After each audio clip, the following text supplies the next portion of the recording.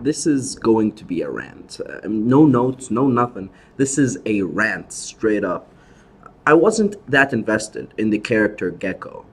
Gecko wasn't that important to me, but the concept of the Robin Hood villain, that was powerful. That was something that I think they could have used a bit more, something they could have utilized to the fullest. In- Instead, they just throw it in the garbage, and it's just a cookie cutter villain, and everything is reduced to simplicity, and it's annoying because you had a great opportunity, and it's destroyed. Now, granted, there are elements that are good in this episode. The animation was great, the music was good, the choreography of the fights was pretty good. The explanation to the powers that Gecko had, pretty nice. But come on, you're gonna use that card, like one of the more cliche cards in anime? Really, really? It's really annoying. It really is. Now, I didn't see the Byakuya gang arc to be a very significant part of the anime, but at the same time, it was an opportunity, and it's a missed opportunity at that now because you just destroyed a good opportunity to make your audience think about actual issues that people think about all the time while they're actually doing crime in the modern world. There are actual people that have the Robin Hood type philosophy all over the world, and this is a great time to discuss this. Instead, they just throw it away, and it's infuriating. Don't get me wrong; it's not as bad as Jiren. It is by no means as bad as Jiren, but at the same time, I just felt they could do more. And for Ryugi to just let go of that ideology like this, granted it was partially influenced by Genjutsu, but there is something to get hold of in a society that utilizes labor, a society that has undergone a transformation in which the gap between the rich and the poor has increased drastically in the past decade. There is an argument to be made in this society that that theft could be justified, and I'm not saying it should be, but the argument could be made, and they just missed that opportunity, and it's really annoying and infuriating because the way this arc's been going, I really loved it because it really got people thinking about important things. But then they just reduced everything to cookie cutter villainy, and it's annoying. It really is. It's infuriating. Now, other than that, we get good material when it comes to characterization for Shikidai and information relating to Shikidai and Mirai's relationship in terms of, Mirai being the daughter of Asuma Sarutobi and how she's been basically the individual that's been taking care of him as a kid. She's so in old Western ideology, there is this idea that the avuncular uncle being your mother's brother, is a very important part of the family that is in charge of teaching you stuff and helping you craft your personality. Now, this avuncular uncle, this avuncular uncle type role was filled by Mirai in Shikidai's case, and it's very nice to see that. But at the same time, we didn't get that much elaboration towards it. We just know that him and Mirai had this relationship, which is nice. You get stuff like that, and it's great.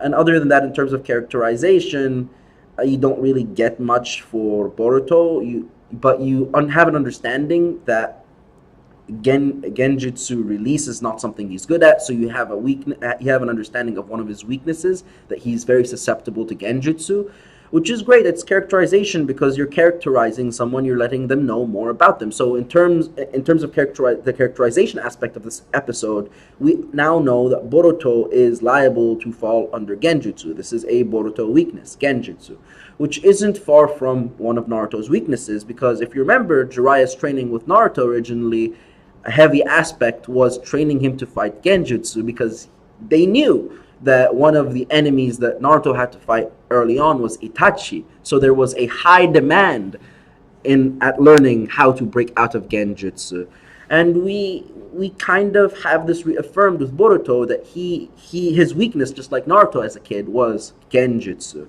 Now, in terms of characterization for Gecko, there were hints. I won't act very surprised. There were hints that Gecko was not the kind of guy that we were led to believe he was. There were hints of that, and it's really depressing, but not that surprising to see them go that route. To be quite honest. Now, in terms of story progression, it's very much so forward. The fight with Ryugi, with first Shikadai versus Ryugi, then Shikadai and Boruto versus Ryugi, and it's very straightforward. And Naruto stopping Gecko and the train and all that stuff, and then the revelation that what Gecko was trying to steal in the first place was the machines that were used in Boruto the movie, and it's not that surprising. It really isn't. Really, and it's really depressing because they could have done a lot more with it, but they didn't. But in terms of the arc overall, I think the arc was good. It wasn't great. It was good, borderline bad, and borderline bad only because of this episode. This episode overall is a 4 out of 10. A 4 out of 10. The music was great. The choreography was great. The voice acting was good, and that's what the 4 is. The writing was terrible. The execution was terrible.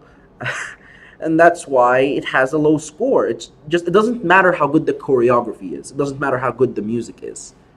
If the material at hand is not good, the material in which the anime is built up, because at the very end of the day, every single episode has to stand on the narrative of the episode itself. If the episode does not have a narrative, if the episode does not have a thesis, a solid thesis, then no, sorry. The episode isn't good. Even if the choreography was great, even if the animation was great, even if the music was great, I'm sorry.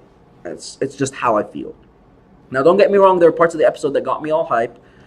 Seeing Naruto again using his QB form, that was great. How, like, just like a flash, just like this, you see the light going by Shikadai and Boruto and Ryugi. And yeah, that was great. But again, another thing in this episode that I really didn't understand is Ryugi ending up in jail, despite the fact that it's well known at this point. Autofocus. Sorry, autofocus kind of takes a while. Okay, there it is. So the part that really got me was Ryugi being in jail, despite everyone knowing at this point, because Shikadai knows and Boruto knows, so it only makes sense that Shikamaru and Naruto know that Ryugi was under Genjutsu. So even despite the fact that he's under Genjutsu, he's in jail. And it's really infuriating if you compare this to the Kabuto situation, in which this guy was literally responsible for thousands of deaths, possibly millions, before actually ending up before actually getting caught at the very end of the war. And then his punishment, well, he didn't have any. He ended up making an orphanage. So if you compare Kabuto to Ryugi, it really doesn't make sense, because here you had a guy that wasn't under Genjutsu, that committed very heinous crimes, and after the war he's forgiven simply because Itachi uses Izanagi on him and he sees the truth. Well, him seeing the truth will not bring back all the people that he's killed. So this doesn't make sense. And when you compare it to Ryugi, who practically, from our understanding, hasn't killed anyone and has only committed theft and was under Genjutsu while committing theft, it just doesn't make sense. It really doesn't. Now, Gecko, just throw that character in the trash. Like, nah, I don't want to see Gecko's face ever again. Nah. Cookie cutter villainy, cliche, AF, nah. I'm not about that.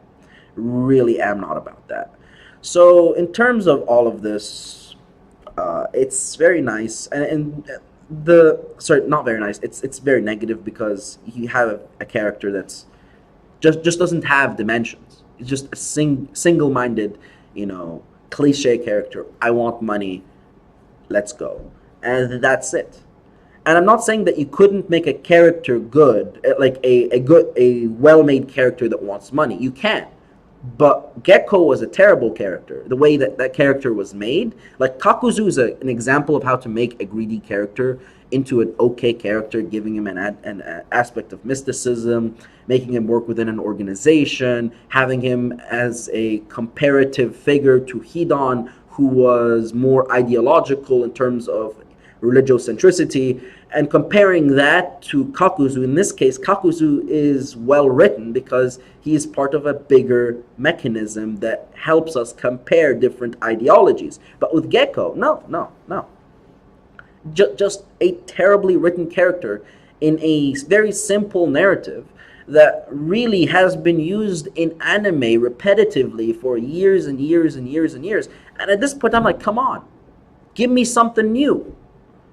Now, I really like the little hinting at the very end for the ninja weapons simply because it's not only a hinting of the future arc that we're about to embark in, being the Chunin exam arc, but it's also hinting at the transition between fantasy and science fiction, which is something that Boruto is doing currently. Boruto, the anime and manga, are taking a route in which the world is both fantasy and science fiction, similar to Star Wars. Yes, I'm invoking Star Wars because Star Wars has the science fiction element, the spaceships, the space travel, the insane mechanisms, the lightsabers, but it also has the fantasy element to it. The Force, may the Force be with you. The Force is strong with that one. This is the fantasy element, the Force.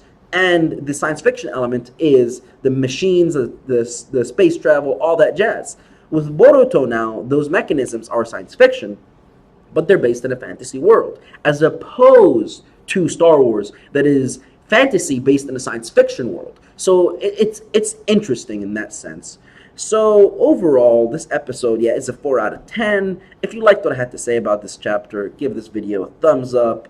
If you really like this video, you could subscribe and see me in more videos later on in the future. And until next time, guys, this is Anime Gypsy, and I'm out. See you guys later. Bye.